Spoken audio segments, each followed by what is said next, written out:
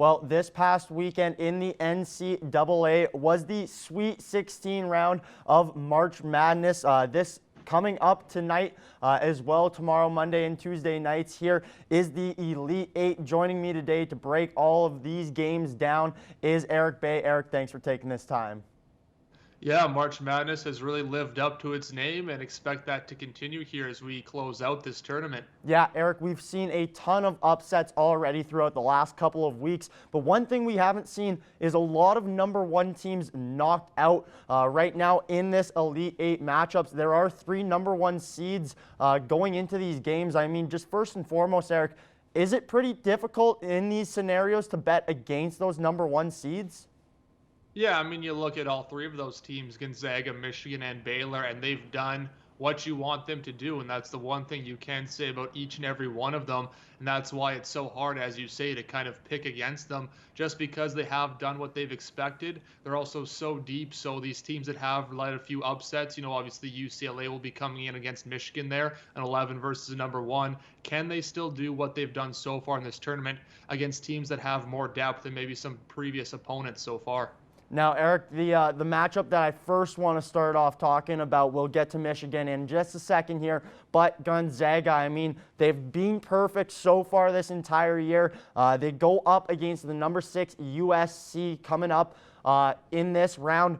Just what are your thoughts there? Do you bet against a team that hasn't lost yet here? And I mean, they have an absolutely dynamic offense there. They score the most points and have the best point differential out of any team in this tournament or any team in the NCAA for that matter.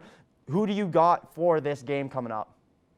I mean, like you say, it's tough to pick against Gonzaga. They were my tournament pick before it started, so I have to stick with them. But if any team can knock off them in the Elite Eight, I think it might be USC. You look at what they've done so far in their previous 3 games. They've beat their opponents by a combined score of 64 points, that point differential there. So you look at what they've done. They play a stifling zone defense, and they're super tall and lanky. Just a really tall front court and huge on defense. Then it also gives you those second opportunities on the offensive side of the ball, picking up rebounds. So this will be an interesting matchup and one that I think we'll see and prove if Gonzaga has what it takes to become the first undefeated team in college basketball since 1960 or 76, excuse me. Now, with Gonzaga's offense, you mentioned it there, USC, a good defending team.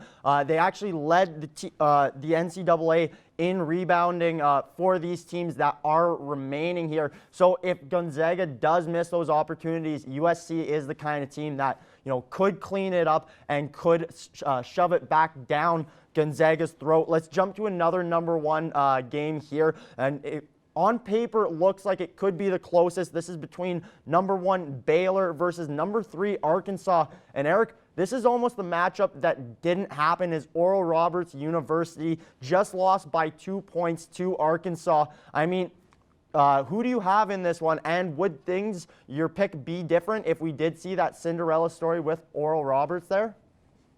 I mean, I'm picking Baylor, so I don't think it changes if you have a 15 seed in there. But what does make me go towards Baylor is just the fact that Arkansas, throughout this entire tournament, has had to come from behind. Even their first round win against Colgate, their first half was absolutely dreadful. And you look at what they were able to do against Oral Roberts. Well, they were down in the second half by 12 points. And yes, they were able to shut down guys like Max Abmas and Kevin O'Banner. But Baylor has more than just 2 guys, and even then, Max Abmas had a shot at the end to win it with a 3 just clanked off the rim. So Arkansas might not even be at this point if one shot goes down or goes the other way. So I think if Arkansas is going to have a chance, they have to play a full game so far because they haven't done it in this tournament yet.